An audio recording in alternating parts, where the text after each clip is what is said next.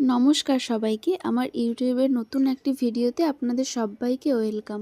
তো আজকে আমি বানাচ্ছি আমার বরের পছন্দের একটা simple dinner, malai paneer and জিরা রাইস। রান্নাটি খুবই সহজ, হাতের কাছে সব কিছু গোছানো থাকলে মাত্র 10 মিনিট লাগবে রান্নাটা হতে। তো প্রথমেই আমি দেখলেন আপনারা পনিরগুলোকে ছোট ছোট টুকরো করে কেটে নিলাম। তারপর ওই পনিরের লবণ হলুদ মাখিয়ে রেখে দিয়েছিলাম। এরপর সয়াবিনগুলো সেদ্ধ করে তার জল ঝরিয়ে রেখে দিয়েছিলাম।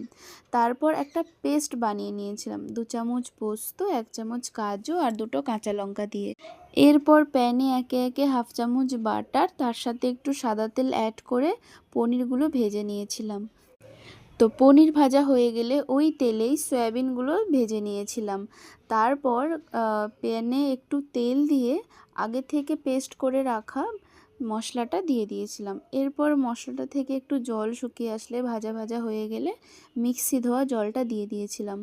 তারপর একটু নাড়াচাড়া করেই আগে থেকে ফুটিয়ে রাখা দুধটা ওর মধ্যে দিয়ে দিয়েছিলাম। আমি এখানে দুধ ব্যবহার করেছি, আপনারা দইও ব্যবহার করতে পারেন। তারপর পনিরগুলো দিয়ে একে একে জিরে গুঁড়ো, চিনি, স্বাদমতো লবণ দিয়ে ভালো করে নাড়াচাড়া করে জল শুকিয়ে আসলে ওপর থেকে একটু বাটার ছড়িয়ে দিয়ে সার্ভ করলাম গরম গরম। এরপর জিরা রাইসের জন্য আগে থেকে ভিজিয়ে রাখা চালটাকে ফুটিয়ে নিয়েছিলাম। তারপর ভাত হয়ে যাওয়ার পর জল ঝরিয়ে রেখে দিয়েছিলাম। তারপর কড়াইতে কিছুটা সাদা তেল নিয়ে বেশ খানিকটা জিরে আর 2টো কাঁচা লঙ্কা ফাটিয়ে দিয়ে দিয়েছিলাম।